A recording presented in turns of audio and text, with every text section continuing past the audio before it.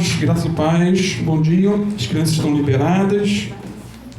Quero te convidar a abrir a sua Bíblia no Evangelho de Mateus, capítulo 5, versículo 14 a 16. Evangelho de Mateus, dentro de um contexto do Sermão do Monte, capítulo 5, versículo 14 a 16. É uma palavra que nos confronta, nos coloca contra a parede e nos faz tomar uma decisão.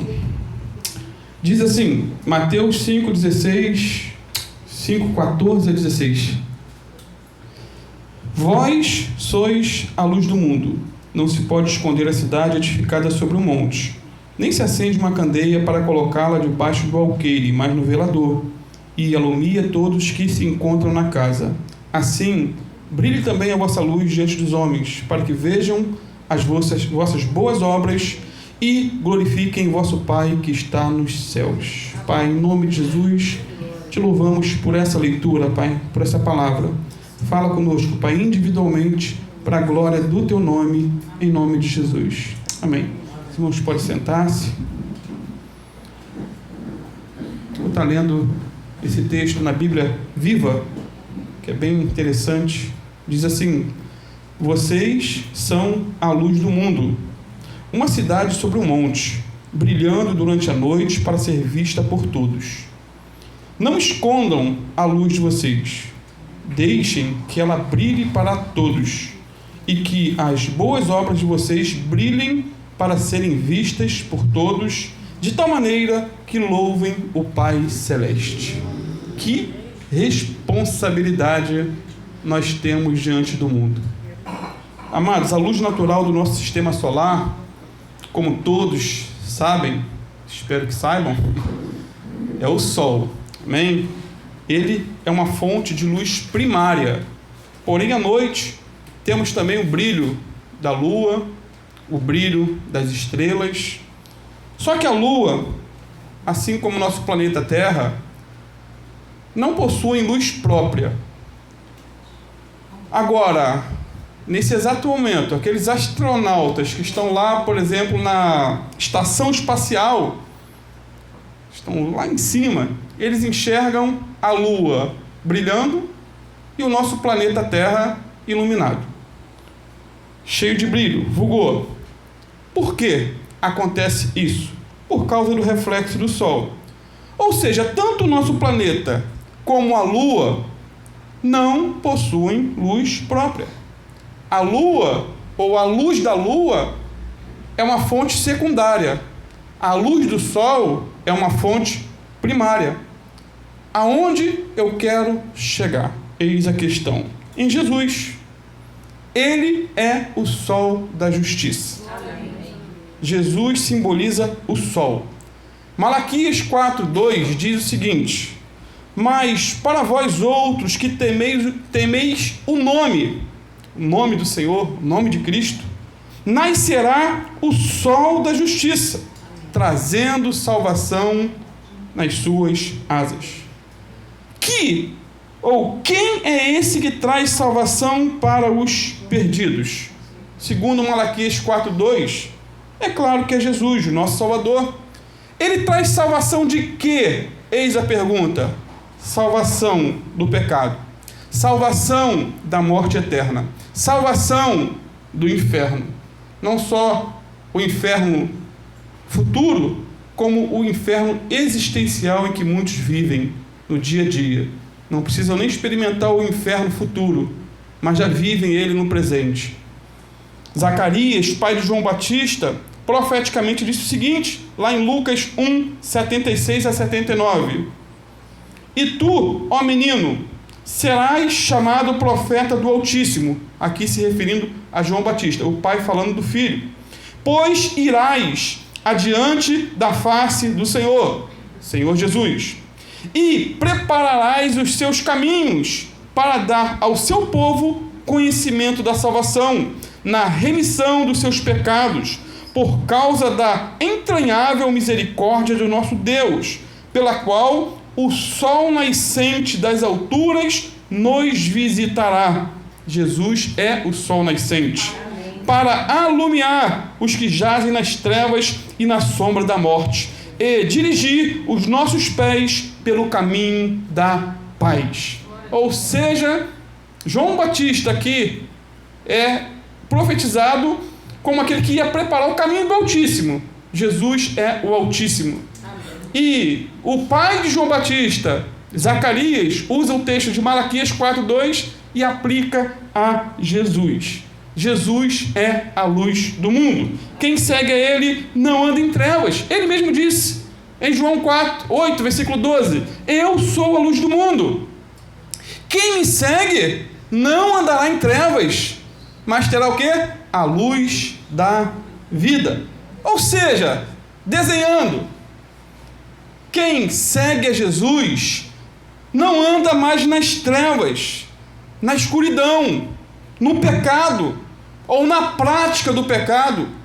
Não anda mais na ignorância espiritual, porque ele tem a palavra de Deus na sua mão e tem que tê-la também no seu coração. Não anda mais na cegueira espiritual.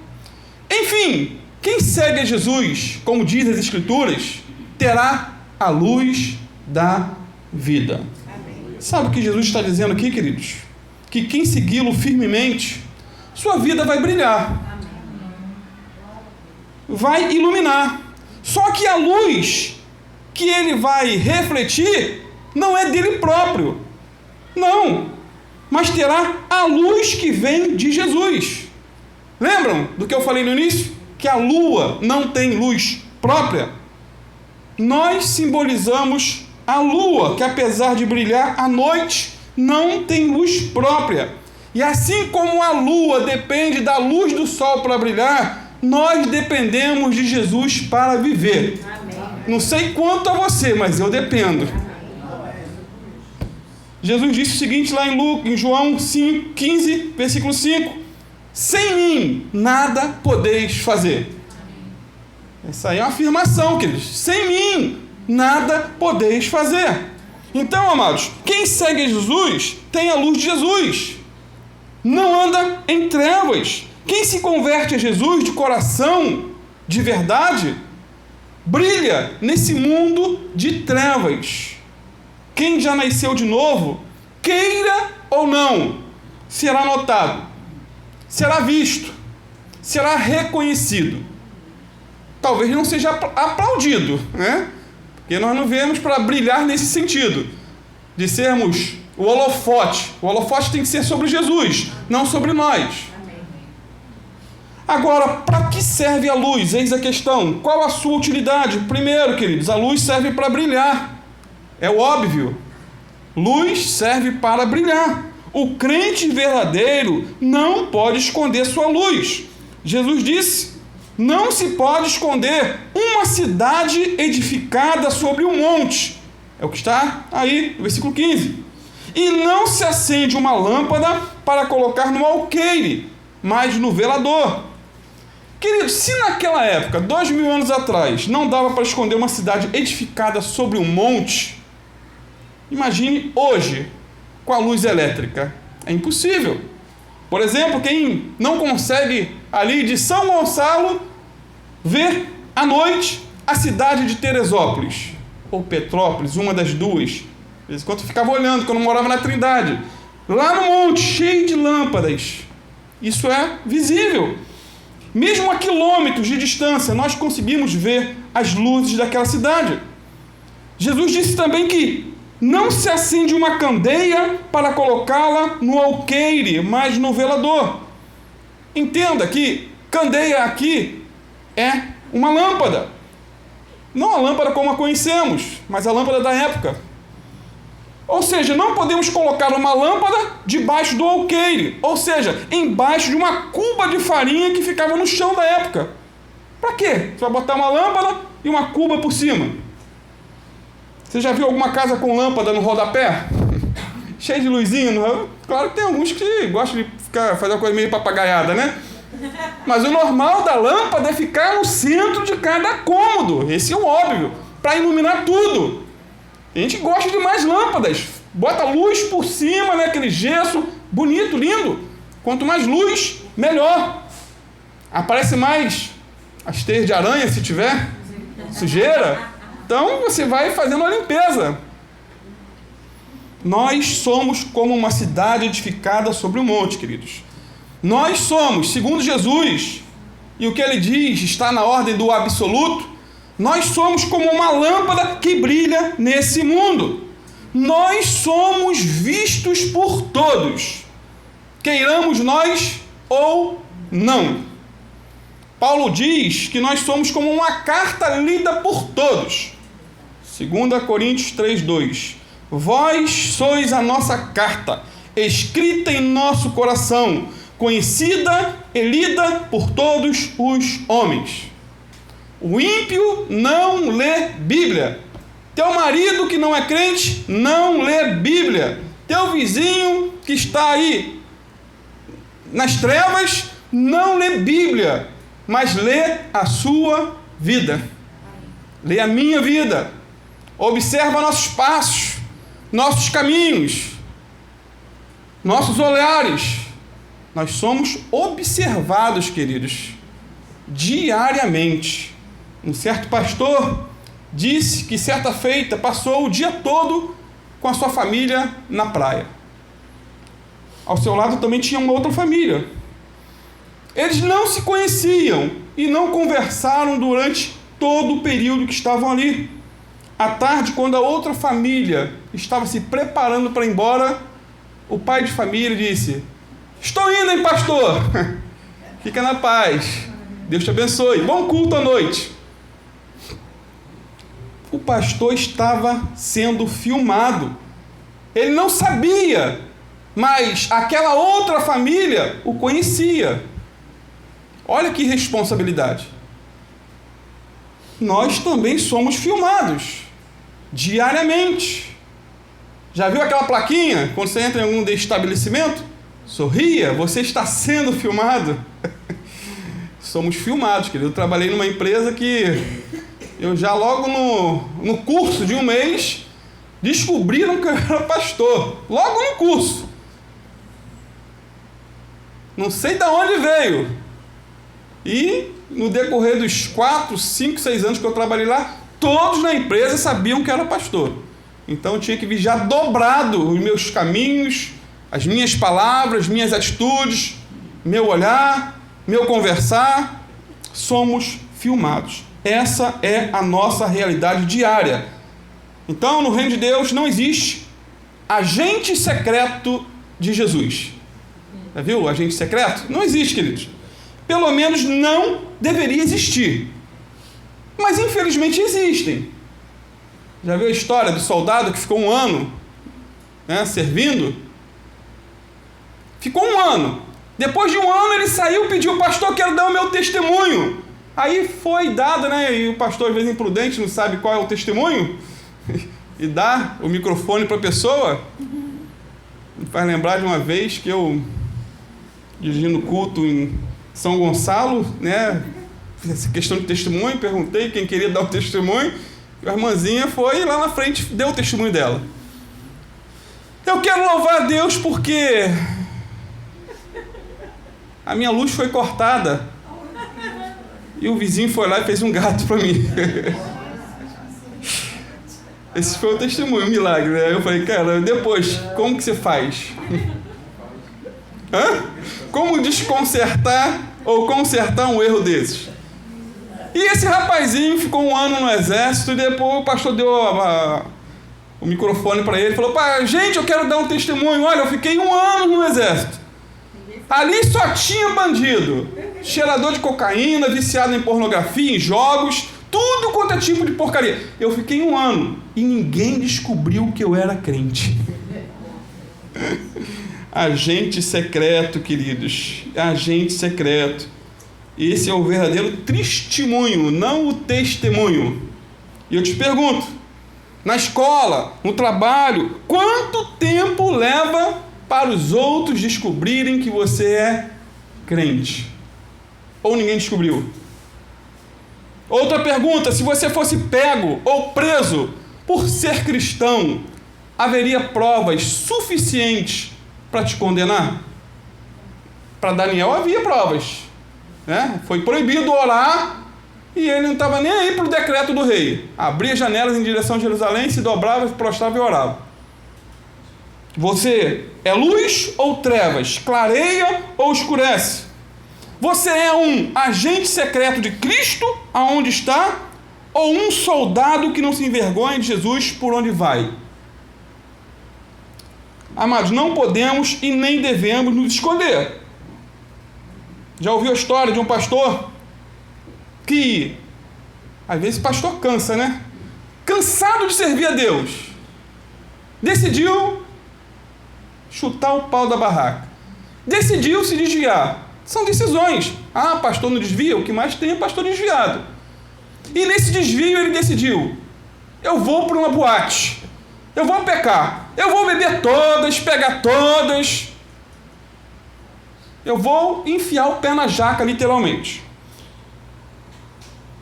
Ele ficou num canto, meio sem jeito, meio sem graça, afinal de contas, esse não era um ambiente normal dele, né? Estava acostumado com a igreja, culto, oração, vigília, leitura da Bíblia, e ficou meio sem jeito, mas o sem jeito passou a ser descarado. Começou a olhar para uma menina com um olhar de cobiça, um olhar depravado.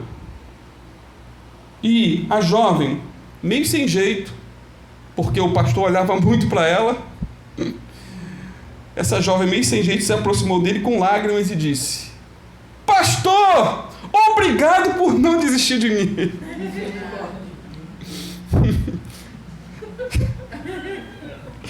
Ai, meu Deus, que cena, gente. Agora eu sei o quanto você me ama, ao ponto de vir num lugar como esse para ir atrás da ovelha perdida. Aquela era uma antiga ovelha daquele pastor, que ele estava desviada. E o pastor desviado estava ali para pecar, e mesmo assim foi usado por Deus para levar aquela jovem de volta para o evangelho. Não tem jeito. Nem para se desviar deu. E ele teve que se arrepender ali mesmo e ver, não tem como me esconder. Mesmo querendo, não tem como me esconder. Ele se arrependeu da loucura e voltou para os braços do Pai. Então não dá para se esconder. Não podemos e nem devemos nos envergonhar do nome de Jesus. Em Lucas 9, 26, Jesus disse o seguinte: olha que confronto para nós. Qualquer que de mim e das minhas palavras se envergonhar, dele se envergonhará o Filho do Homem, quando vier na sua glória e na do Pai e dos santos anjos. Paulo, em Romanos 1,16, disse: não me envergonhe do Evangelho de Cristo, pois é o poder de Deus para a salvação de todo aquele que crê. Ou seja, queridos, como se envergonhar de um Evangelho que nos salva? Como se envergonhar de um Jesus que morreu por nós, derramando seu precioso sangue para nos dar a sua vida? Como se envergonhar de uma verdade que nos libertou do império das trevas e que está nos levando para o reino de luz? Como? Então, não se esconda, brilhe, ilumine para a glória de Deus. Um outro detalhe interessante em relação à luz. Você sabia que no céu existem algumas estrelas que, apesar de não existirem mais, ainda brilham? Você está olhando ali, está tendo um brilho, mas elas não existem mais. A estrela já deixou de existir há anos, mas a sua luz ainda está viajando no universo e chegando até aqui. Então o que você vê, na verdade, não há algo de real. Já deixou de existir. Você sabia que existem crentes que já morreram há décadas, há séculos e há milênios, mas que até hoje a sua luz brilha? Isso é por demais interessante. Que falar de Abraão, que foi chamado de pai da fé e amigo de Deus. Quanto tempo já ele morreu? Até hoje a luz de Abraão brilha. O que falar de José do Egito, que com a sua determinação em não pecar contra Deus, até hoje brilha. Ele fugiu de um relacionamento sexual ilícito com a esposa do seu patrão, e até hoje sua luz brilha. E o que falar de Daniel? Lembra de Daniel? que propôs no coração não se contaminar com os manjares de Nabucodonosor. O que falar de Estevão? Muito tempo, 2000 anos atrás que ele morreu. Mas na hora da morte, seu rosto brilhava. E em seus lábios saíam palavras de perdão para seus algozes. O que falar de Paulo? Que na antessala da morte declarou o seguinte: combati o bom combate, terminei a carreira, guardei a fé. O que falar de Policarpo, que no século II da era cristã morreu na estaca, queimado por não negar a Jesus. Luzes que continuam brilhando. E o que falar de Spurgeon, que até os dias de hoje brilha através de seus escritos, através das suas mensagens, e é chamado de príncipe dos pregadores até hoje. E o que falar de Guilherme Carey, o pai das missões modernas, que mesmo dentro de uma mini fábrica de sapatos, isolado, sonhava em ganhar o mundo, em evangelizar, e evangelizou, e levou a Cristo milhares de pessoas. Homens que, se não existissem, ou não tivessem existido, com certeza teriam feito falta. E eu e você, se não existíssemos, teríamos feito falta? O mundo seria pior ou melhor sem a nossa presença? Será que a nossa luz vai continuar brilhando após a nossa morte? Seremos como algumas estrelas que, mesmo mortas, ainda brilham? Como está a sua vida? Você tem se escondido ou brilhado? Na escola, você brilha ou escurece o ambiente? Eis a questão. Você ilumina ou se esconde? Você é luz ou trevas? Já ouviu aquela história verdadeira de um professor universitário? O típico professor aloprado, parafuso solto, mas de vez em quando tem que ser, queridos. Tem que ser. No primeiro dia de aula, ele já chegou confrontando os alunos com algumas perguntas intrigantes. Tem algum crente nessa sala de aula? Tem algum seguidor de Jesus nesse lugar? Todo mundo quieto, né? Doido assim, filho, é algo incomum. Aqui tem algum evangélico?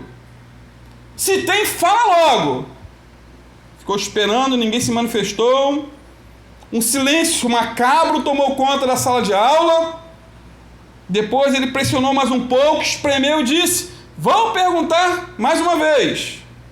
Tem ou não um cristão nessa sala? Todos ficaram quietos.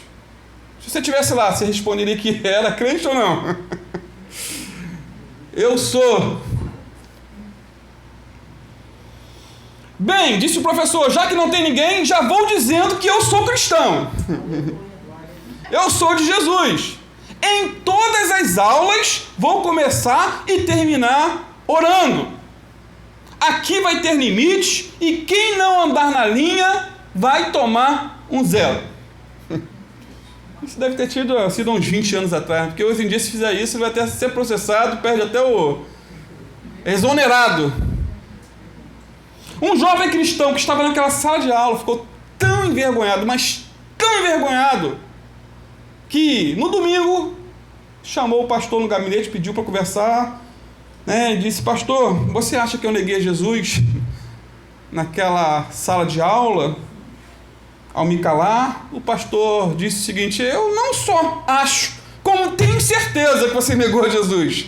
Você se envergonhou de Jesus, de dizer que é cristão, de que és de Jesus. Pastor, o que eu faço para consertar a lambança que eu fiz? E o pastor respondeu: vá lá e desnegue a Jesus. Já que você negou, volte atrás, conserte o teu erro. O que esse jovem fez? Ele comprou uma remessa de Bíblia para a turma toda e colocou uma mensagem no início da página se declarando cristão. Botou tudo ali. No domingo, na segunda, todos descobriram que ele era cristão. Primeiro ele escondeu sua luz, mas depois se consertou e seguiu a Jesus sem medo de ser feliz.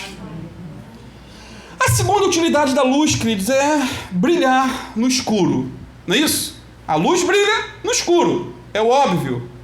Jesus disse: vós sois a luz do mundo.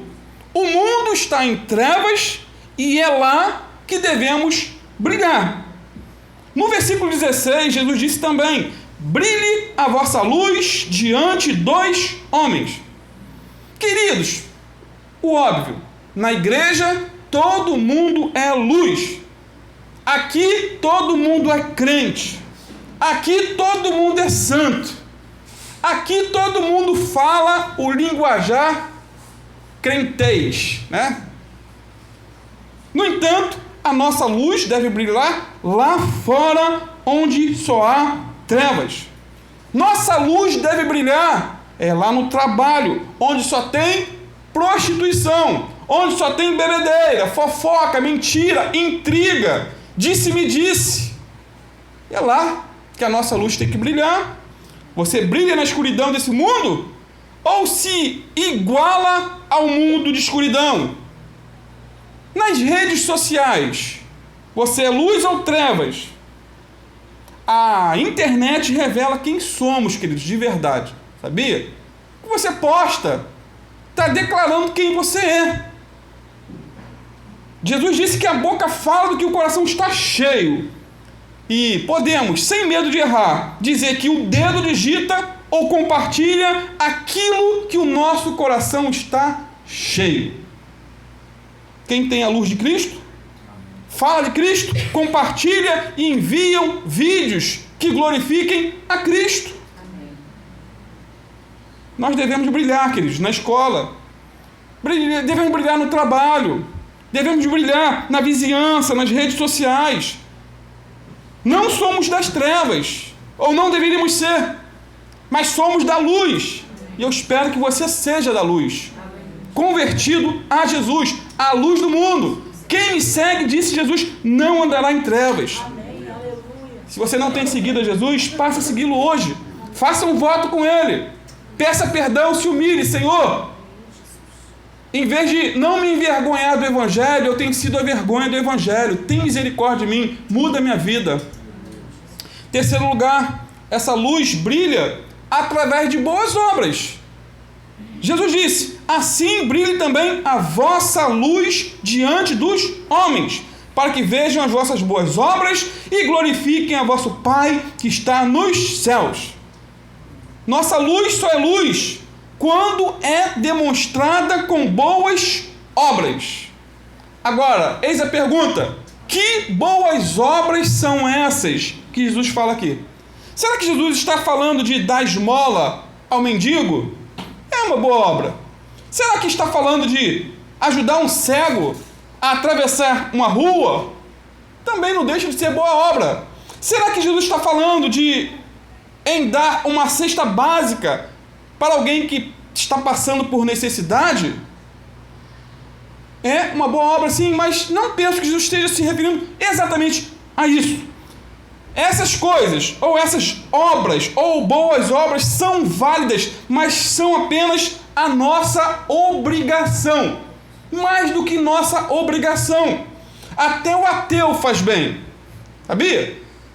Vou pegar aí o Jeff Bezos, pegar Elon Musk, eles fazem, dão fortunas para ajudar entidades filantrópicas.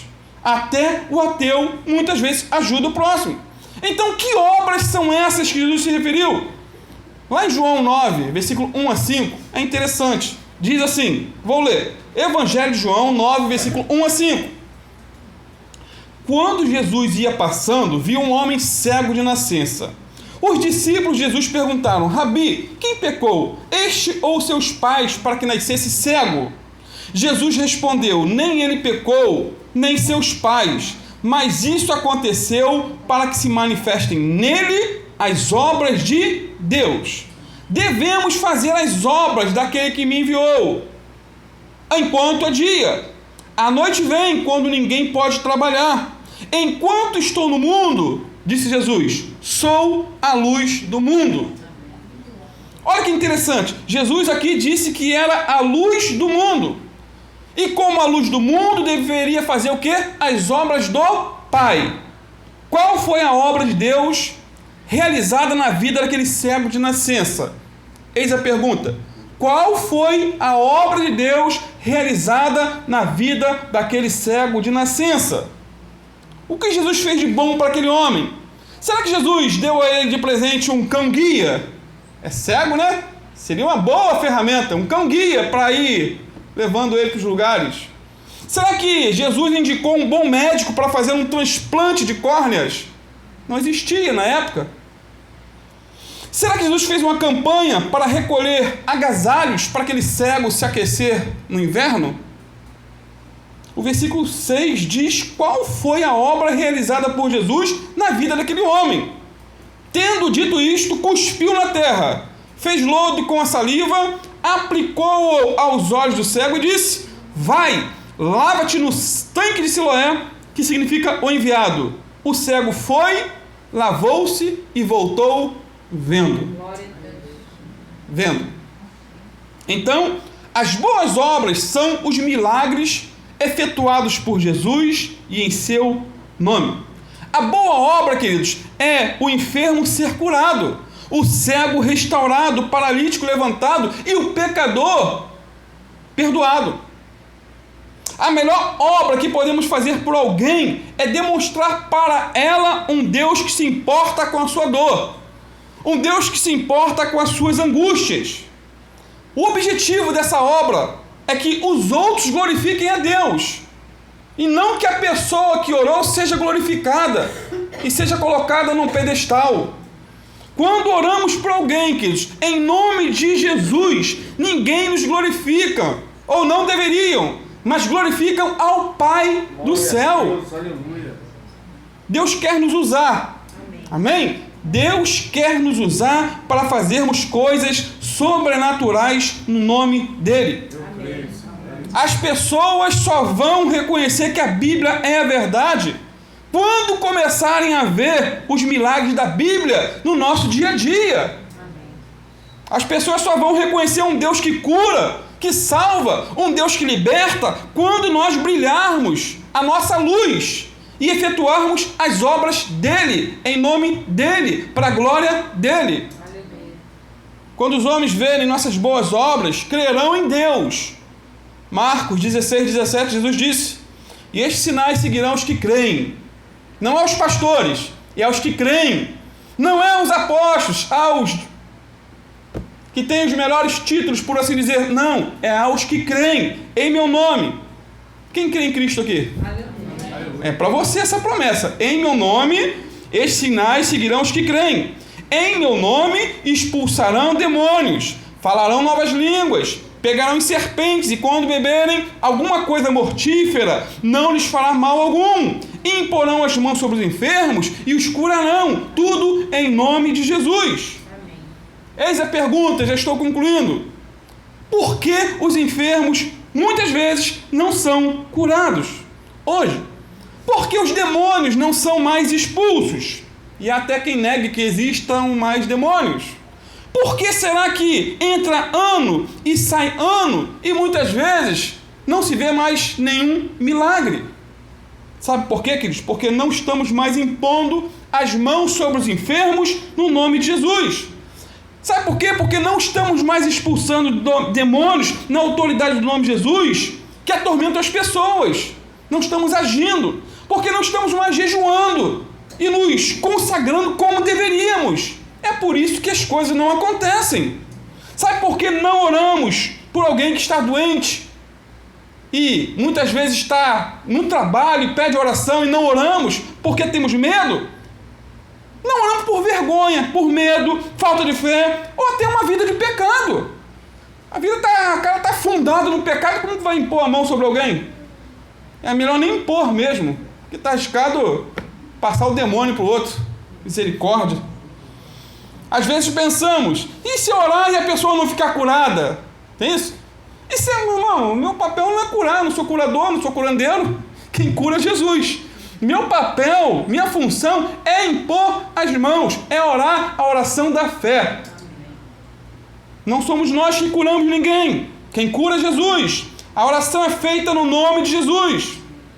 E hoje em dia, o que não faltam são oportunidades para praticar essas boas obras, mas muitas vezes nós desperdiçamos as oportunidades. Essa é a questão. Uma pessoa chega para você no trabalho e diz: estou com dor de cabeça, não estou mais aguentando. Olha que oportunidade boa para chamar a pessoa no canto e perguntar: você quer que eu ore por você? Vem aqui. Só que muitas vezes o que nós fazemos é o quê? Já tomou Doril? Tomou Doril, a dor sumiu. Pode até sumir mesmo com um comprimido. Mas não seria algo glorioso você orar com fé e a pessoa ali ser curada? As oportunidades são diárias. Lembra de um fato verídico de um rapaz que estava no mercado fazendo compras. Na hora de passar no caixa, na frente dele, tinha uma senhora. Ele notou que ela tinha dificuldade para ouvir o que a caixa estava dizendo. Ele notou. Sabe o que ele diz? O que ele fez? Ele falou baixinho com a senhora, dizendo: senhora, com licença, posso fazer uma oração pelos seus ouvidos? Você me permite orar pela senhora? E ela disse: claro que pode. Irmãos, quem não quer oração hoje em dia? Quem não quer, irmão? É algo... Todo mundo quer oração. Ele colocou a mão nos ouvidos dela e fez uma oração bem simples, dizendo o seguinte: Senhor Jesus, eu sei que o Senhor já levou essa enfermidade na cruz do Calvário, e eu dou uma ordem a esses ouvidos: abram-se, sejam curados em nome de Jesus. E esse rapaz disse que logo após a oração ficou atrás daquela senhora, e ele falava baixinho dizendo: meu nome é João. E ela repetia: seu nome é João. Ele deu uns passos para trás e disse: minha comida favorita é lasanha. Hoje vai ser churrasco lá na... Mas a dele era lasanha. E ela repetiu: sua comida preferida é lasanha. E deu alguns passos mais atrás e disse: o meu time é Flamengo. Né, Diguinho? Flamengo? Fluminense? E ela respondeu chorando, dizendo: seu time é Flamengo. Ou seja, resumindo a história, aquela mulher foi curada no supermercado porque alguém decidiu ser luz do mundo e fazer as obras de Deus, para a glória de Deus. Amém. Irmãos, quando formos mais ousados e crermos verdadeiramente a quem servimos, no Deus a quem servimos, veremos maravilhas para a glória de Deus. Amém. Às vezes nós limitamos o agir de Deus. Nós, com desculpas esfarrapadas. Por exemplo, aqui não é o lugar. Essa não é a hora. Se Jesus pensasse assim: esse não é o método. O que Jesus fez? Cuspiu no chão, fez lama e botou totalmente inconvencional. Não tinha nada. E foi curado. Ponha isso em sua cabeça. Deus quer te usar para fazer as obras dele aqui na terra. Amém? Não sou contra os remédios. Não sou contra os médicos. Longe de mim. Mas nós desperdiçamos muitas oportunidades na vida de ver a glória de Deus se manifestar por incredulidade. Podemos orar, queridos. Um dia todos vão morrer. Mas quando a pessoa é curada, né, pelo poder de Deus, irmãos, ela não tem mais desculpas para dar. E nós vemos a glória de Deus. Infelizmente, nem todos voltam para agradecer. Tem uma vizinha minha que foi curada de lepra na mão. Lepra. Hoje ela é aposentada por conta da lepra, a lepra não se desenvolveu e até hoje ela não busca mais a Deus. Recebeu a cura, recebeu a bênção, esqueceu do abençoador. E eu quero concluir com mais uma história real contada pelo pastor Jeremias Pereira, um homem de Deus. Ele é um presbiteriano que tem toda a aparência de um assembleano. Já viu um presbiteriano meio assembleano? E a história verídica ele contou de um irmão, membro da sua igreja, um mecânico. Ele enjoou de ficar os domingos em casa, vendo a Hora do Faro, vendo, agora acho que é Marcos Mion, nem conheço muita programação. Ou seja, ele enjoou de ficar à toa, gastando seu tempo com bobagens. Ele decidiu brilhar para Deus. O que ele fez? Levava seu violão e ia com a cara e a coragem para os hospitais. com a cara e a coragem. Lá chegando, perguntava à enfermeira a sala onde as pessoas não recebiam visitas. E é o que mais tem hoje em dia. Ele entrava, cantava alguns hinos, orava e fazia apelos para quem queria receber a Cristo como Senhor e Salvador. Um dia, a enfermeira pediu para ele visitar o quarto das crianças. Crianças que tinham mais de 7 meses que não recebiam visita alguma. Ele prontamente foi e começou a sua boa obra para Deus. Em um dos quartos tinha um menino paralisado. Os braços e as pernas não mexiam, eram tortos. Os médicos não conseguiam descobrir a causa do problema daquela criança. A medicina não tinha o que fazer. Depois de meses de tratamento, a situação do menino, em vez de melhorar, era como aquela mulher do fluxo de sangue, só piorava. Nem comer ele queria mais. Como sempre, esse irmão pegou seu violão, cantou alguns hinos, e naquele dia o pai do menino paralítico estava lá, visitou. E esse homem pediu oração para o seu filho, falou: pastor, ora para o meu filho. Ele disse: eu não sou pastor, eu sou mecânico, eu sou membro de igreja. Não, mas independente, ora para o meu filho. O mecânico perguntou seu nome, e ele disse que era Eliel, nome do pai do garoto. Eliel? E ele pensou: Eliel é nome de crente, né? Todo nome, queridos, que começa com El e termina com El tem alguma coisa de Deus. O mecânico perguntou ao pai do menino se ele era crente. Ele respondeu que era desviado. Então o irmão disse: eu só oro para o teu filho se você voltar para Jesus. Essa é a condição. E ele, chorando ali, voltou para Jesus, se arrependeu, fez um voto com Deus de não se desviar mais. Então esse irmão orou pelo menino paralítico, fez uma oração simples, como uma oração de criança. Na hora não aconteceu nada. Porém, no dia seguinte, na segunda, quando ele abriu a oficina mecânica para trabalhar, o telefone toca e era do hospital. A enfermeira disse para ele o seguinte: olha, o diretor do hospital está pedindo para você vir aqui, urgente, porque quando entramos no quarto das crianças de manhã, o menino, que era paralítico, estava no chão brincando com um carrinho e depois olhou para o enfermeiro e disse: tia, não tem um café com pão aí para me dar, não? Aleluia. Foi literalmente curado. Sabe por que isso aconteceu, queridos? Porque alguém decidiu andar na luz da vida. Seguir a Jesus, aquele que morreu por nossos pecados e ressuscitou para nossa justificação e está conosco. Amém. Quando usamos o nome dele com fé, quem faz a obra é ele, porque ele está ali. No dia que nós começarmos a orar, queridos, Deus vai começar a se manifestar, a curar. No dia que começarmos a jejuar, a nos humilhar e a clamar a Deus pelo poder do alto, os enfermos serão curados. Para a glória de Deus o Pai. Os oprimidos serão libertos e os perdidos serão salvos. Os desviados voltarão para a casa do Pai.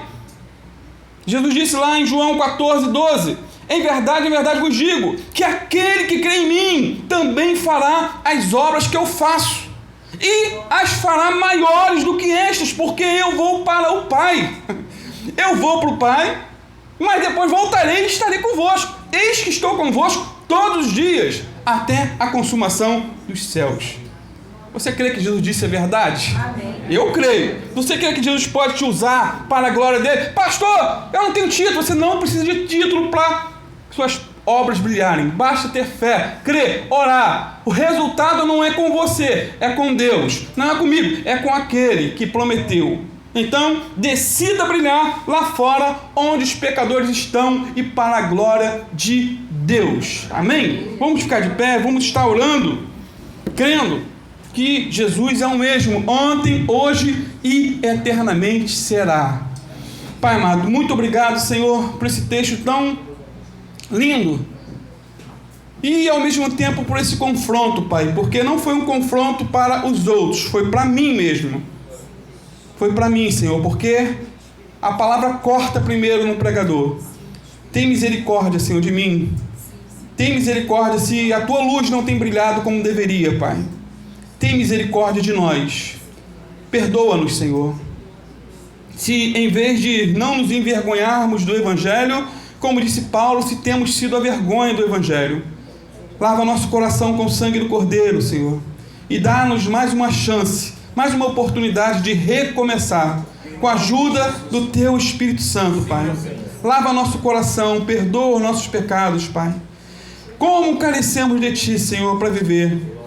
Assim como a lua não tem luz própria, Senhor, como foi dito, ela reflete apenas a luz do sol, assim somos nós, Senhor.